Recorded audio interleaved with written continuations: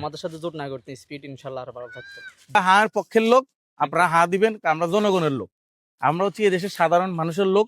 আমরা যেহেতু ছাত্রদের যে দল এনসিপি জাতীয় নাগরিক পার্টি উঠতেছে, আমরা চাচ্ছি জনগণের ম্যান্ডেট নিয়ে আমরা আগামী দিনে দেশটা কিভাবে পরিচালনা করা যায় আমরা সেটা চাচ্ছি আর কি। ঠিক আছে, ভালো থাকবেন। আরেকটা প্রশ্ন ছিল আমার। বলেন বলেন। আপনাদের জাতীয় নাগরিক পার্টি এনসিপি, আপনারা গণঅভ্যুত্থানের পরে যে একটা স্পিড ছিল, আমাদের সাথে জোট না করতে স্পিড ইনশাল্লাহ আর ভালো থাকতো।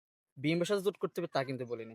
আমি সাধারণ জনগণ হিসেবে বলি, একলা থাকলে আপনাদেরকে মাওলানা আব্দুল খান বাসানি, এ কে এম ফজলুল হক, হোসেন শহীদ সরওয়ার্দী, এদের মতো উচ্চতা নাহিদ ইসলাম, নাসিরউদ্দিন, হাসনাত আব্দুল্লাহ, সাজিদ আলম, এরা ওদের কাতারে চলে যেতে পারতো, কিন্তু আজকে যেতে পারে না। এটা আপনাদের দলীয় সিদ্ধান্ত বা রাজনীতিক আপনাদের কাঠামোগত দেখানো। কিন্তু একলা চলা যেভাবে ছিলেন, আওয়ামী লীগের যেভাবে মাঠ পর্যায়ে যেভাবে আপনারা মোকাবেলা করছেন, আশা করি যদি ওই একলা চলা আপনারা চিন্তা ভাবনা করতেন তাহলে আপনাদের জনপ্রিয়তা আসলে আমরা একলাই চলতে চেয়েছিলাম। এখন আসলে ধরেন যে দেশ সংস্কার, রাষ্ট্র সংস্কারের জন্য প্রয়োজনীয়তা বেশি, বিশেষ করে হাওয়াটারও বেশি প্রয়োজনীয়তা। এই জন্য আসলে দেশের স্বার্থে আসলে জোট করতে হয়েছে, বুঝছেন। এটা ইনশাল্লাহ আবার পরবর্তীতে আবার দেখবেন দেশের স্বার্থে আবার আমরা এক হয়ে যাবো ইনশাল্লাহ। সব ভালো থাকেন, আসসালামু আলাইকুম, সবাই দোয়া রাখেন।